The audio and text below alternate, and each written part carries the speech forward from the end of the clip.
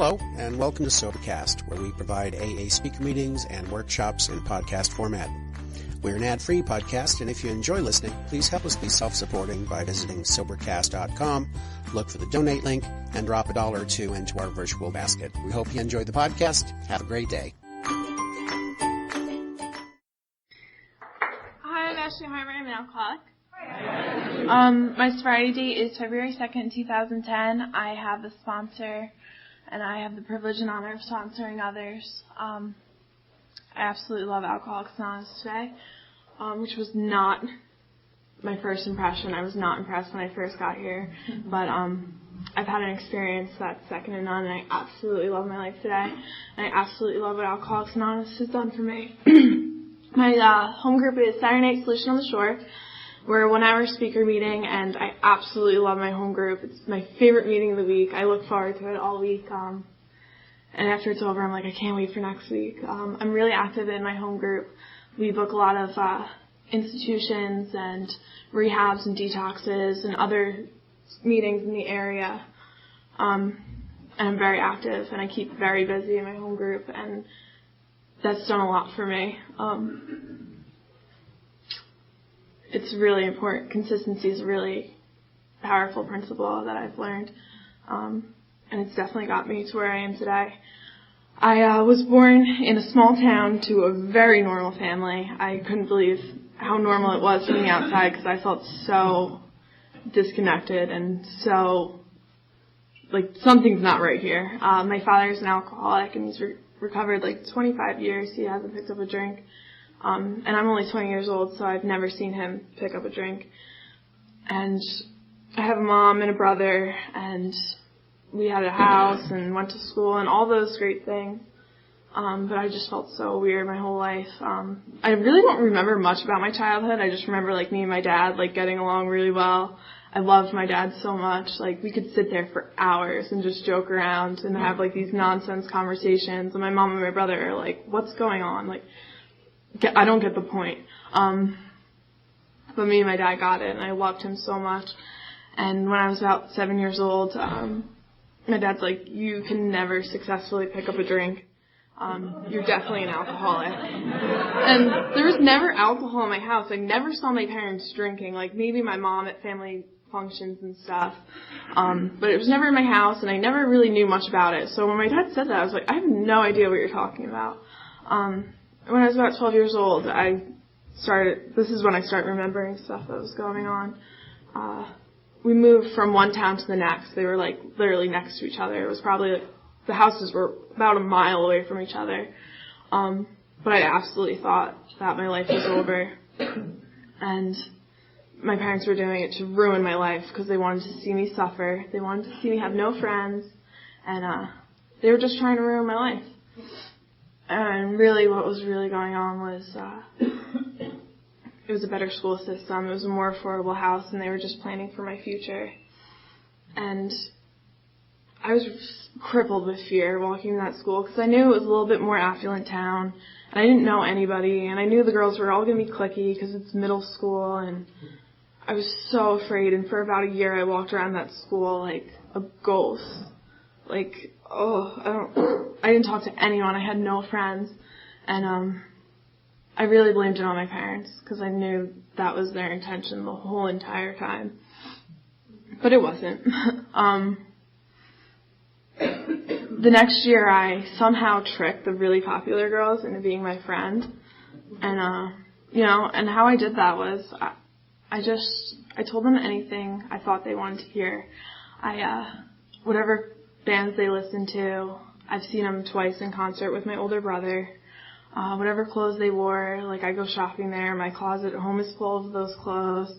Just anything I could say to make you like me, because I have no idea who I am, and all I want is you to like me, because if you like me, then I can like myself. And I managed to do that for a little while, and for whatever reason, I guess we had a family party or a gathering of some sort. There was a big bottle of vodka in our garage, and those popular girls started talking about drinking and hanging out with boys and all that stuff.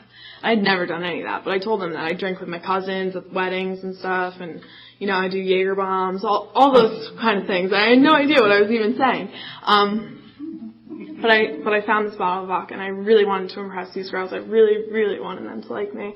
So I poured a big glass of Kettle One vodka, took it into my room, grabbed the orange juice, invited these girls over, and I told them we're going to drink tonight, and it's going to be awesome.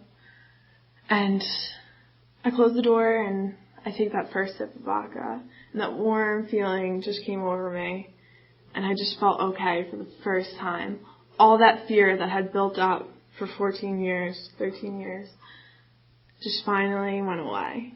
And I absolutely fell in love with alcohol that night. The first thing ever that I fell in love with.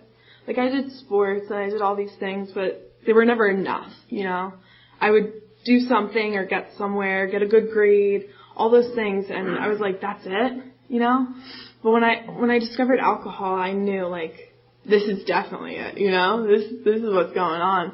And that allergy kicked in, and the glass went around, and I took a bigger sip.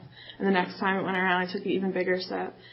And when I started to drink, I couldn't stop. And the next morning when I woke up, I was a little bit sick. All I could think about is, how am I going to get my hands on alcohol again? I cannot wait. And it's absolutely what I set out to do for the rest of my life. And it's not easy for a 14-year-old girl in suburbia to get their hands on alcohol. So I went to great lengths to do so. I would just do anything I could to get my hands on alcohol. And when I start drinking, I cannot stop. So I go into a blackout, I lose some clothes, and I run around the neighborhood. And the police in that town really didn't like that. They were not impressed. So I started getting picked up by the police and dropped off at home. And I was absolutely ruining my parents. They were absolutely distraught. They didn't know how I got there, They didn't understand, how do you go from one extreme to the other in a matter of a month, And I'm getting in trouble left and right, and my parents are grounding me, and I get a good report card, I put it on the fridge, I clean the house just to get them off my back, and I just do the same thing all over again. I get brought home by the police again, and just absolutely terrorized my parents, just absolutely stepped all over them to do what I wanted to do, because it's the only thing I knew that worked. And the popular girls weren't too impressed, because if I was around, the police were probably going to show up. So I started losing them, and I didn't care, I was like, whatever, don't need jail, I just need a bottle. And I went from group of friend to group of friend, and the same thing would happen. The same exact cycle kept happening. I would just take whatever I needed from you and step all over you, walk all over you to get what I needed, and then go on to the next. And my parents are sending me to alcohol counseling, and they're sending me to psychiatrists and therapists, and they're all like, well, how do you feel about that? I was like, if I knew how I felt about that, I wouldn't be here. I just want to go so I can drink. And nothing ever stuck, and nothing ever worked. And my relationships with my parents was just crumbling before them. I absolutely broke their hearts day in and day out and didn't care at all. And all those things that I used to do just fell to the wayside. I didn't want to do sports anymore. I didn't really want to do school at all. I just wanted to drink. I just wanted to be the party girl, and I thought, that was my calling. At the end of my senior year, by the time I get to my senior year, I've been arrested 10 times, and I've had all sorts of consequences. They sent me to the Scared Straight programs. I had to go to the jail a few times. I had to go to the prison for 24 hours. And the prisoners are like, what are you here for? I'm drinking. I'm this little 15-year-old girl. But I had a great time there. It was awesome. I loved it. And none of those things mattered. It didn't matter getting kicked off the swimming team. It didn't matter that everyone knew that I had to go to prison for 24 hours. None of that was enough to make me even think to stop drinking. Drinking was not my problem. Drinking was the answer to all of those other problems I had. Because when I woke up in the morning, I didn't feel okay. But when I got to Friday night and I could drink, and I could manipulate my way into getting my hands on some alcohol, everything else was okay. And I could breathe. I could look at myself in the mirror and feel okay. It didn't matter how bad I embarrassed myself the weekend before. I would be right back to where I was, doing it all over again. And nothing mattered. The only thing that mattered in my life was how am I going to drink. By my senior year, my parents thought maybe if we give her some responsibility, we give her a car, maybe she'll calm down. Poor logic. And I live in a beach town and I lifeguard. And I'm drinking and driving all over the place. And I'm showing up for work on the lifeguard stand, coming to at 10 o'clock. How long have I been here? Is everything okay? And they're like, yeah. I was just an absolute mess. And I just put everyone around me in so much pain and didn't care at all. One consequence that absolutely scared my parents to death. I was at my house and I had this big handle of vodka and we're drinking, making martinis because I'm really, really classy drinker. And I'm blacked out before I even get to the house, and there was some argument going on between some people. I see flashes, and all I know is I need to get in the way and I need to punch this dude in the face. And we're at this bonfire, and I didn't realize he's across the fire pit, and I go to swing at him, but he's across the fire and I'm on the other side, and I fall into the fire and I pass out. I had 3rd-degree burns all up and down my left arm, and nothing, I just got dropped off at the house, stumbled down the staircase, and went to work the next day it was no big deal. In 98-degree blazing sun, I'm sitting on the lifeguard stand. I come to, I gotta get out of here. I don't know what's going on. And my parents were just scared to death. They absolutely thought that sooner or later I'm gonna kill myself. So they give me a car, and I'm drinking and driving, and it's senior year, and I think I'm on top of the world, and I can't be stopped, and everything's just great. And I get arrested for a DUI about a week after my 18th birthday, and I absolutely crushed my parents. They did not know what to do, because the state of New Jersey and DUIs are not a good deal, and I don't have any means to pay for it. And it's all on my parents' shoulders, and they just gave up at that point. There's nothing we can do for you. You're not going to hear anything anyone has to say to you. I was I'll go to an AA meeting. And my dad's good luck. And I walk in and I walk right back out. I see a bunch of old dudes complaining about their problems, drinking coffee, and I'm not going to happen. And the very next day I drink. Because it's the only thing I know that works, If I have all this on my mind, if I just take a drink, problem goes away. And 70s, and growing up, my parents were really principled people. They belonged to a church, and I was involved in the church. I was in the youth group, but that slowly slipped away after the years, and we weren't as active. But I had I had that belief in God, that they talk about in the big book. That childlike version of God, I have that in me. And 7 days after I was arrested for a DUI, one of my closest friends was killed in a drunk driving car accident. We were all at a party, and he just jumped in the car to drive around the block, pulled out of the driveway, and wrapped the car around a tree. And I was so angry at God, because I don't like my life at this point. I'm not too impressed. I'm telling myself that I'm on top of the world, but I'm really not. But Johnny, my friend that passed away, he was a good kid, He had a full ride to college. He had a great family. You'd always see his family out together. They got along really well. Johnny had 1 million friends, biggest smile, ear to ear all the time. And I was so angry at God that he would take someone like Johnny and not someone like me. Someone that doesn't even have a real friend in the world. Someone whose family does not even look at them when they walk in the door. Family members just written me off at this point. And why did God take Johnny and not me? So I stopped drinking for about a month at this point, just completely out of fear and remorse. And about a month goes by, and I'm sitting around with some friends. I'm like, I don't think Johnny would want us to sit around and feel sorry for him. I think he'd want us to go out and have a good time. And I did exactly that, and I absolutely lost control. I've lost control. It's like controlling and enjoying my drinking. I'm drinking around the clock. I'm waking up places that I don't know how I got there. I'm waking up next to people that I don't really know all that well. And the only thing I know to do is to keep drinking, If I keep drinking, this problem won't happen anymore. I won't feel this way. And I can barely show up for school. I don't have a friend in the world. When my friends are around, they're like, you really, really have a problem. You need to deal with it. And I'm like, you're an ass. I gotta go.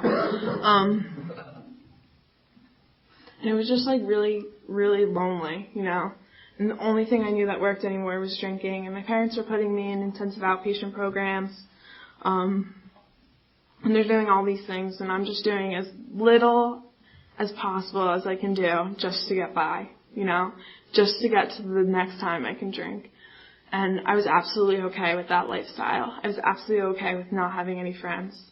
I was absolutely okay with my parents not even wanting a relationship with me, as long as I can get to that point that I need to be at.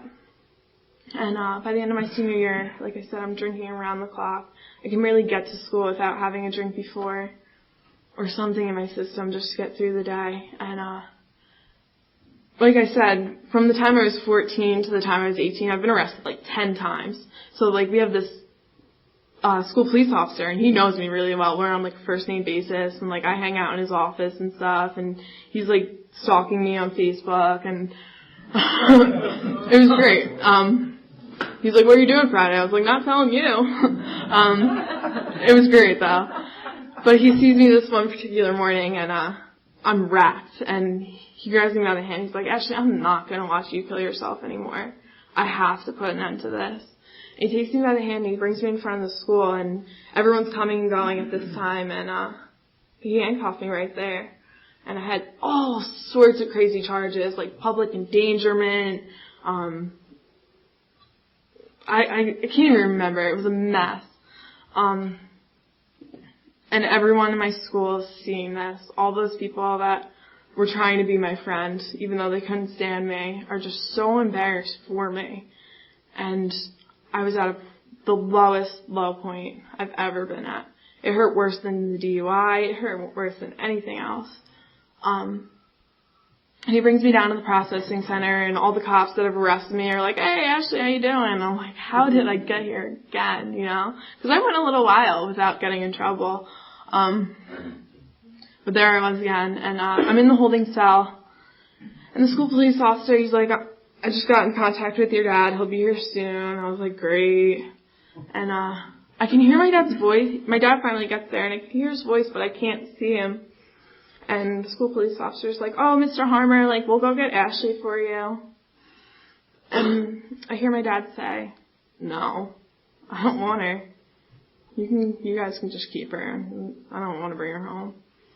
And he left. And I did not know what I was going to do. I had no way out of that. I was so lonely and so broken and just so scared, just so full of fear. And the school police officer comes over and he's like, I don't want you either, so I'll give you a ride home. And I was like, great. Can I sit in the front? But he didn't let me sit in the front. I had to sit in the back, and he drove me home. It was only about a couple blocks away. And I walk into my house, and I hear my mother crying, and it's echoing through the house. And my dad is sitting in the living room, and I walk in, and he just looks right through me. He looked at me like a terrorist that just walked into his house. And I had no idea what to say or what to do. And he's like, what are you going to do? I was like, I guess I'll try AA. He's like, you better figure something out because I can't help you anymore. And I had a friend who was coming around for a little while, and we weren't really talking because I was a mess, and she was trying to get herself back together. And I call her up, and I'm like, can you please take me to a meeting? I do not know what else to do. And she's like, yeah, absolutely. And she rushes over and picks me up, and I'm like hysterically crying. I'm throwing up. I don't know what to do. And then I'm laughing. I was just a mess. And she brings me into this meeting, and it's a celebration meeting. And this little old lady gets behind the podium, and she's celebrating like 150 years. She's so old. And I'm like, oh my gosh, great. I can't believe this is happening again. And old people complaining about the problems. Wait, she's going to complain up there. But she didn't complain. You know, she talked about how dark and lonely it was when she stopped drinking and how badly she just wanted to die. She just wanted it to be over. And at that moment, that's exactly what I felt. And I got this little glimpse of hope, you know, because obviously she was smiling and she was old, so like maybe there's something there for me. And I ran around AA for a while with this girl and another girl who came around, and we're going to all sorts of meetings. We're going all over the place. We're not doing those steps or that sponsorship or anything like that, because that's just way over the top. And we're going to like these really crazy discussion meetings with all these old guys, and I'm hearing all this crazy stuff, and we're going to NA meetings, and we're getting like all dressed up, like looking for our husbands. It was just a mess. And stuff on the outside got really good, really quick. You know, my parents are thrilled that I'm not drinking and I'm coming home on a nightly basis. My parents are thrilled that I'm going to get through court, you know, and I have some money in my pocket and I can pay for the court expenses because I'm lifeguarding and showing up to work. And court went really well, you know, all those insane charges they racked up for me all got dropped, and I just got, like, public, like, disturbance charge. And all these things are happening. I got my license back, and I'm driving around in this car, and I have money in my pocket, and I have, everything feels great, you know, on the outside. And I'm absolutely 100% dying on the inside. It is so hard to wake up and get out of bed and face another day and go to another crappy discussion meeting or hear another crappy speaker. And I just can't handle it anymore. And I'm doing all these things that sober women just do not do. And I have no guidance or direction at all. And I didn't know that was what I needed. I didn't know that was the answer. And everyone's telling me, like, if you just stop drinking, you'll be okay. And I'm like, I'm not drinking. I haven't drank in 6 months, and I'm not okay. What is going on? And they're like, go home and write a gratitude list. I'm like, what is there to be grateful for? I hate myself. And it was just a mess. And the only thing I know to do that makes that go away is to drink. And I call up all those old friends. Some of them wanted to talk to me, some of them didn't. And I call them up. I'm like, guess what? I was at this AA meeting the other day, and they told me how to drink successfully and how to not get arrested. So, like, let's go. And they're like, that's awesome. I want to go to one of those meetings. So I call them up, and we go out. We're going all over the place. And they quickly found out that I do not know how to control and enjoy my drinking. And I'm exactly the same person that I always was.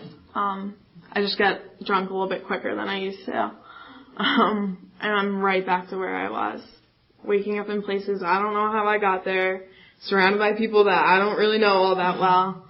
And I don't know how it's happening. I was like, how am I here again, you know? And everything starts falling apart, you know? My parents can't stand me around anymore. They don't understand why I'm not coming home, where I am, what I'm doing. My money is just flying out of the pocket. And it only lasted about 4 months, and by the end of that 4 months, you know, I could walk into a room and I could have as much as I could to drink, and I still feel so lonely and so lost, and I don't know what to do. And I ran into some people in those 6 months that I was running around AA who were having a different experience than I was. They were genuinely happy. But they were those people that did the steps and the sponsorship, and I wasn't too impressed with that. But they were like really annoying, and they would call me all the time while I was drinking just to see how I was doing, and if I ever wanted to hang out, like let me know it was available. And I was like, no, thank you. And I'm telling them how I'm controlling and enjoying my drinking, and I'm probably not alcoholic. I'm probably one of those just hard drinkers. And they bought it, kind of. Or I was just manipulative enough to make them believe me. And they would call me, and I get into this relationship, and I think that's the missing piece. Like, if I just have this relationship, then I can drink successfully. But I was wrong. And this one friend I have, he knew that I was at school. I'm at community college, and he knew my schedule vaguely. And he's like, "There's this meeting on campus today. You should come and check it out." And I was drinking the night before, all hours of the night, and I just felt so lonely. And I'm with a couple of my really close friends, and I just can't even stand to be around them. I can't even stand myself anymore. And I drink into a blackout, and I pass out, and I get this phone call to come to this AA meeting. And for some reason I went, I don't know why. I don't know what brought me in there.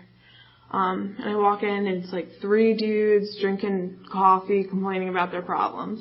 And it's an hour-long meeting, and we're sitting in this tiny circle, and it goes around. And by the time it gets to me, there's like 37 minutes left. And I look at the clock, and I'm like, oh, God, what am I going to say? And for some reason, I don't know what it was or why, but I just got honest. The only thing I wasn't honest about is I told them I had like 5 days or so, and I had like 5 hours. But I got honest. I started to speak from my heart what was really going on, how I felt so lonely, and I didn't know what to do, and I didn't know what the solution was, and I could just feel lost. And I ran into this woman, because I'm going to a meeting here or there just to get like my parents off my back, to make them think that I'm still doing AA, but I'm telling them how AA is just, it's crap, just like everything else. I ran into this woman who was in New Jersey for like 5 minutes. She's moved around a lot, and when she spoke from the podium, she absolutely glowed, and she spoke to my heart, and I absolutely felt it, but I was petrified to ask her for help, because I just didn't think it would work for me. I thought only some people could get that way, that I wasn't good enough for it. And after that noon meeting at campus, I walked out feeling like a little bit lighter, now that I have some stuff off my back. And I start thinking, like, maybe I should just try this, Obviously, drinking's not working anymore. Obviously, I'm not getting the relief that I once did. And I was staring at this woman's phone number. I would just try to muster up the courage just to call her. I was like, just call her and say hello. And I just couldn't. And I'm running around AA, and people are like, who's your sponsor? And I'm like, I'm shopping around. I'm looking for the right match. Insane. And I'm in this relationship now, and I'm trying to get sober.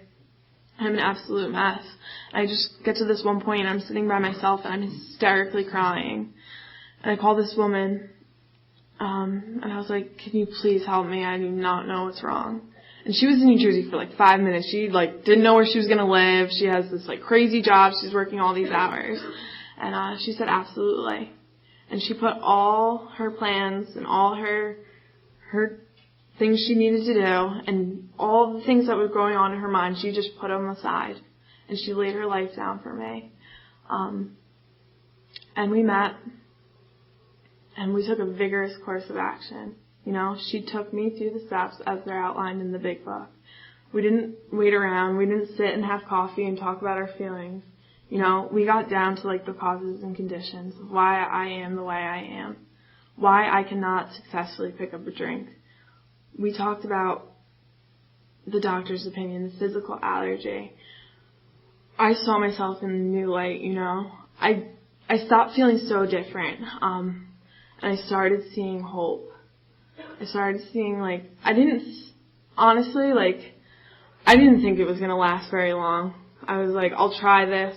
probably not going to work, but what else is going to happen? And I ran around with this woman. She would throw me in her car, and it'd be Wednesday, and she's like, we're going to Delaware. I was like, why are we going to Delaware on Wednesday, you know? And I started running into all these people who were having that great experience, that experience that I didn't really think anyone was having. And I'm running into them left and right. And I did a fourth and a fifth step with this woman, and I walked away from it feeling like part of, you know? Not being too impressed with myself, but knowing that someone else in this world felt the way I do sober and thinks the same way I do. And that guilt, shame, and remorse slowly slipped away. And we didn't pause, you know. I just kept moving, and I jumped into Alcoholics Anonymous with 2 feet. I got really active in the home group. I started speaking at these little meetings in my area. I started putting my hand out to new people. And I ran into this little girl. She was 14 years old. She was the cutest thing I've ever saw. And just the look in her eyes, I knew exactly how she felt. I knew exactly where she was at. And I put my hand out to her, and I just said, if you ever want to go to a meeting, just call me. Like, I'll gladly pick you up. And the next day she called me. She's like, do you want to go to a meeting? I was like, absolutely. And just hanging out with this girl, this 14-year-old girl that felt exactly the same way I did. You know, I could talk to her, and we just could feel each other, you know. And she wound up asking me to be her sponsor. And I call my sponsor, and I'm like, I have a sponsee. She's like, you need to do some amends. And I was like, oh. But that's how it happens, you know. Once you know, there's no mistakes in God's world. Like, everything is as it should be. And that girl pushed me to keep growing and keep moving forward. And I went and I made those amends to all those friends the past years that I just trampled over, you know. It just didn't matter what they did, or, you know, I just took exactly what I wanted, and I stepped on the toes of others to do what I needed to do. And I got to make those relationships right. I got to show them how I was wrong and how I may not ever have to be that person ever again. And I waited a little while to make the amends with my parents, just because I wanted them to see my actions before my words. And at a point, I was ready to make the sit-down amends with them. And when I sat down with my father, you know, he's like, Ashley, I never wanted this life for you. I never wanted you to go through the pain that I went through. But I couldn't be any happier now, because I know you're going to be okay. And me and my father have a great relationship today. It's constantly growing. It just keeps getting better. I'm not going backwards with him anymore. And, you know, it felt really good to make all those situations right. And I started traveling around up and down the East Coast, running into people having the same exact experience. And I got to meet a lot of people, and I get to do a lot of awesome things. Go to Vermont, go to all over Pennsylvania, Maryland, New York City, just absolutely living a life, you know, absolutely being in the moment and seeing things from a totally different perspective. And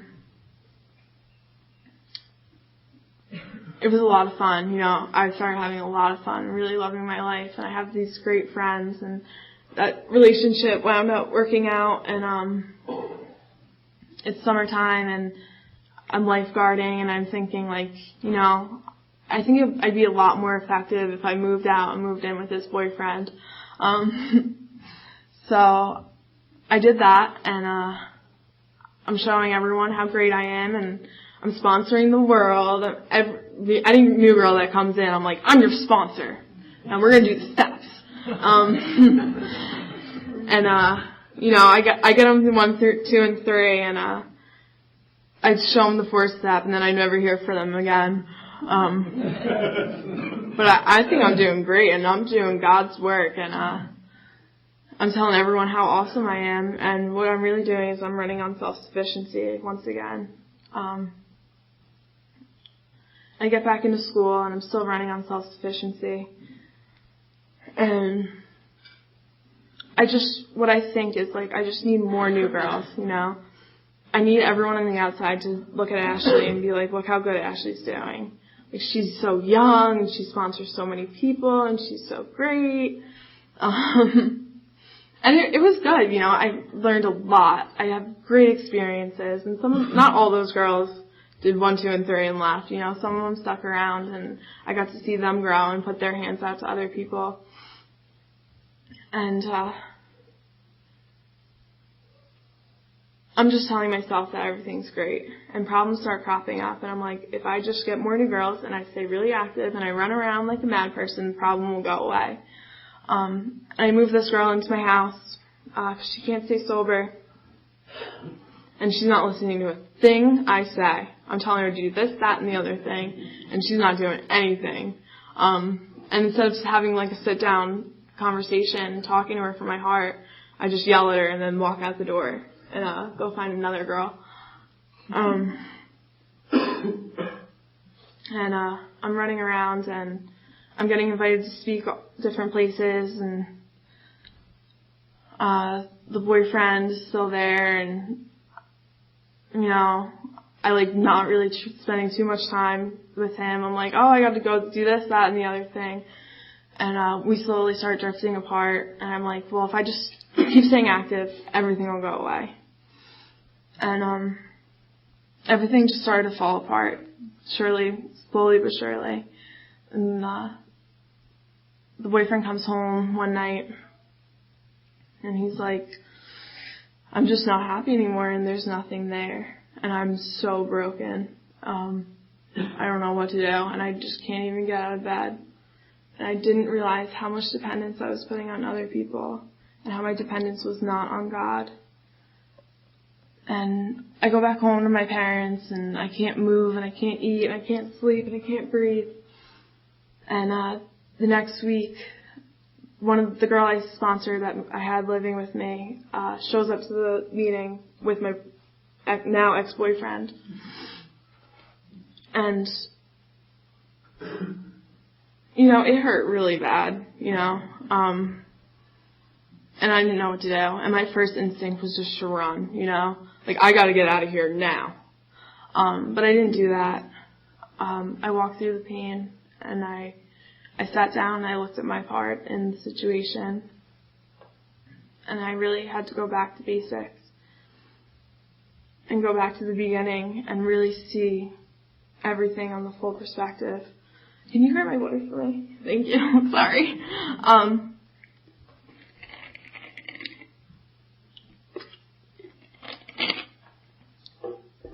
And I don't remember where I was. Oh, so everything's falling apart. I'm back at my parents' house, and I'm like, I'm not helping anyone ever again. In fact, I quit AA. But, and I sit down with my sponsor, and she takes me back through the steps, and I write an inventory, and I look at things from a different perspective. And God has other plans for me, you know. God's plan for me is not to run away. God's plan for me is not to not help people. Because I got an opportunity to go down to southern Florida for the weekend. And I get invited to speak a couple different places. You know, what God wants for me is to keep busy and to put my hand out to more girls. And within a week, one week, I'm saying, like, I'm never going to help anyone ever again. I hate everyone. Not ever going to sponsor anyone. I'm over it. And within that week, I had 3 girls come up to me, and they asked me to be their sponsor. And I have to speak all over the country. Not all over the country, all up and down the East Coast. And I don't want to do any of that. When I result back to me and what I want to do, I don't want to get out of bed. I don't want to look at you. I don't want to talk to anyone. I don't want to answer the phone. But God's plan for me is to keep my feet moving and to keep active. And that's exactly what I've done, and it's exactly what I needed to be done. And I absolutely love my life. I absolutely know that God's plan for me is much bigger than what the plans I have for myself. That when I live life run on self-will, I get nowhere. But if I just take 5 minutes in the morning and get on my knees and just ask God to show me what to do, He absolutely shows me. He absolutely guides and protects me, and He absolutely wants what's best for me. And I can't do that on my own. I can't do it without God's help. I can't do it. I can't see God unless I see it in you. Unless I sit down with a girl who's absolutely broken, who feels like the loneliest person in the world, that she's never going to get out of it. And I sit down with her, and I just tell her how I felt, and how I don't feel that way anymore. She gets that glimpse of hope, and it's so beautiful, and it just fills my heart so much. And it's crazy that I just want to run away from that. That I just want to, when the fear crops up, I just want to run. But when I don't run, I see something beautiful. I see something it's an absolute miracle. I'm so blessed to be in Alcoholics Anonymous. I'm so blessed that a woman absolutely laid down her life for me and took me through the 12 steps and never said, I'm busy, I don't have time to sit down with you, I have X, Y, or Z going on, She put everything aside. And I forget that sometimes. I want to do that. When a girl calls me and I'd rather lay in bed, and think about myself, if I just don't do that, I get to see the world from a totally new perspective. And all those bedevilments, that they talk about on page 52, they can just crop up so quick without me even knowing, without me even realizing that I'm running on self-sufficiency, without me even realizing that I'm not doing this simple plan of action that's laid at my feet.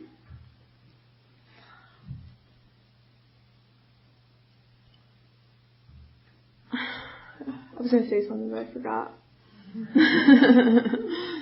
But it's just so easy, and it's so beautiful. I absolutely love Alcoholics Anonymous and what it's done for my life. And I get to meet so many people having the same experience that I'm having, and I get to see it day in and day out. There's so many people that aren't hearing this message, that are hearing the message, just hang in there, you'll get through it. When really, that the problem is in the drink, You just stop drinking, you'll be okay. Stuff like that can kill an alcoholic. Because drinking is not our problem. Our problem is living. We don't know how to live. And there's just this simple plan laid out for us that shows us how. And all we need to do is trust God. Get the stuff that blocks us from God out of the way. Put our hand out to another human being, and we're absolutely living in the sunlight of the Spirit. And it's just a beautiful thing. It's a beautiful thing to see. Someone's eyes light up. It's unreal. There's no drink in the world. There's no amount of alcohol that feels the way when you see someone who's absolutely broken and has nowhere else to go and feels like the dirtiest, disgusting person on the planet. To just put your hand out to them and put your plans and ideas aside for 10 minutes and see their lives absolutely change is a miracle. I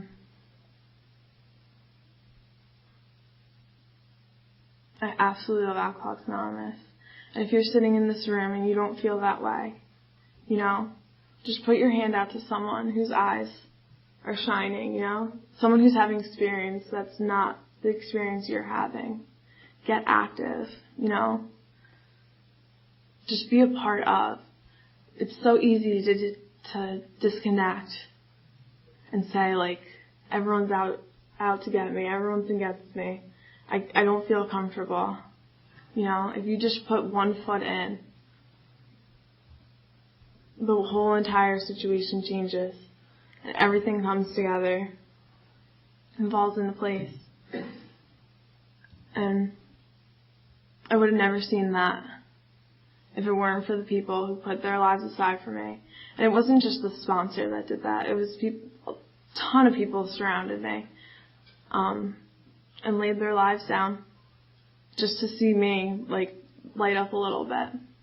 And I never thought when I walked into the rooms of Alcoholics Anonymous that I was going to stay, that I was ever going to be happy, that life was ever going to be okay. And I absolutely love my life today. And the thought of drink does not even cross my mind. The obsession has absolutely been lifted. And it's so great just to say that to someone, to say that to a girl that can't even walk out the door, to say that to her and mean it. Because when you say something you mean, it's absolutely true, They can absolutely feel it and they can absolutely believe you. And I absolutely love Alcoholics Anonymous and what it's done for me, and I hope I brought you to typical AA meeting.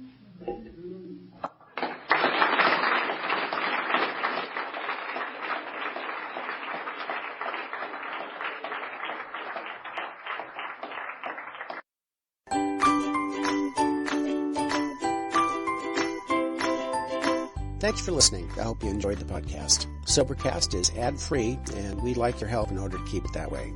So if you'd like to help us be self-supporting by pledging $1 or $2 a month, visit Sobercast.com and look for the donate links. Thank you very much.